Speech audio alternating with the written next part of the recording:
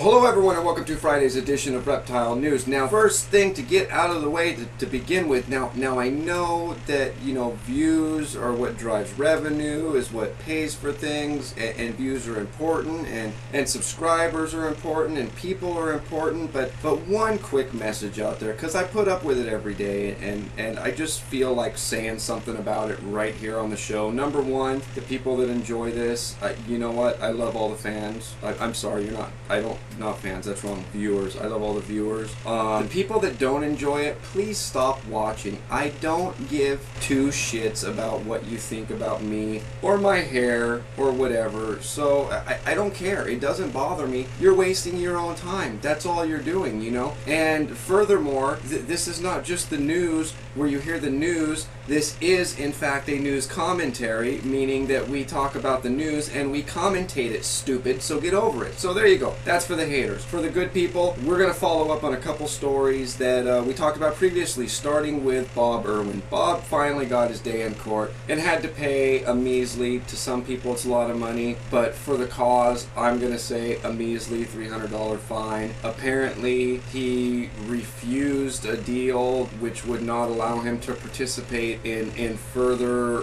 rallies for conservation or what have you. Now, he refused that deal, of course, as any one of the Irwins I would imagine would, and got this fine levied upon him. Now, I'm going to have to say, number one, it's awesome to see a man with his passion stand up for what he believes in, and even though he knew there were consequences against it, he's standing up for a good cause, and he's doing his thing, and that's awesome. Okay, now let's move on to the snake. You remember, I believe it was the Seattle Zoo, wasn't it, that the reticulated python that wanted the public's help in naming the snake? Well, they have a name apparently for this snake, and the new name is K-Ka something. It's a C-A-A is how it's spelled. I'm not exactly sure how it's pronounced. Now, this name did come after a Facebook vote, and apparently it is the same name as the snake on the Jungle Book. So that's great. Awesome. Now let's talk about some awesome education and learning stuff. And apparently the Encyclopedia Britannica for kids has come out with this application. Initial reports, what I find is it's the iPhone supports it. It can be purchased at or I don't know about purchased, it can be gotten at the iPhone store, the App Store, but it is an application that takes snakes, cobras, boas, rattlesnakes, death adders, whatever, and obviously renders them harmless digitally so the children can learn about them. Now, this application includes a bunch of interactive games, images, video, as well as interactive maps showing the native habitat of the animals in question. So this is awesome. If you have children and if you have an iPhone, get your children the application. Check it out. Even if you don't have kids, check it out. Send me an email and let me know what you think about it. And apparently a new study on a fossil found in China back in 1970 has led to a little difference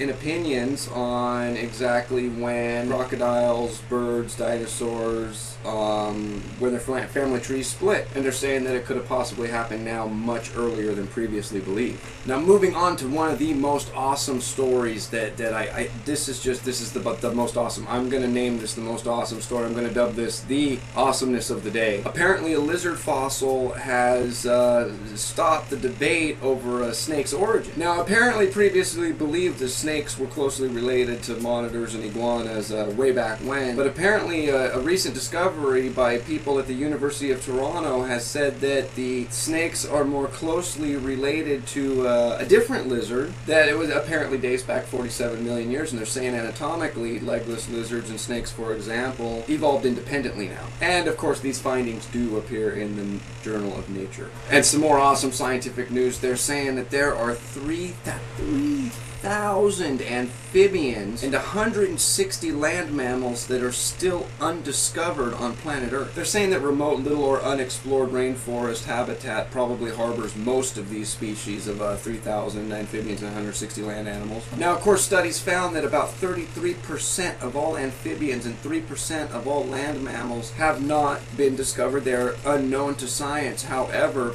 putting it on paper, apparently studies suggest that these 3,000 100,000, 33%, and the 3% of land mammals are probably much highly endangered than the ones that we do know of now. Now, of course, this is part of the show where we talk about stuff, and that stuff that we're going to talk about is changes. There's changes coming, and I'm not going to talk about them now. I'm actually going to talk about them in the next vlog I do, which might possibly be on the vlog channel right now if you go and look at that, if it's done by the time you're watching this. If not, it will be done sometime by Friday night, and we're going to talk about some changes. There's a lot of good things going on, a lot of good ideas flying around, and just stuff I'm generally just super excited about. And of course, as always, there is the recurring donation section on the upper left-hand corner of the website. Oh, speaking of the website, it was down for a couple days. If you didn't notice, it was down for a couple days. It's back up. It's on its own dedicated server now, so for those of you that had links or whatever out there linking to foothillherbs.com/news, that will not work anymore. Please change it when you get a chance. No rush, no pressure.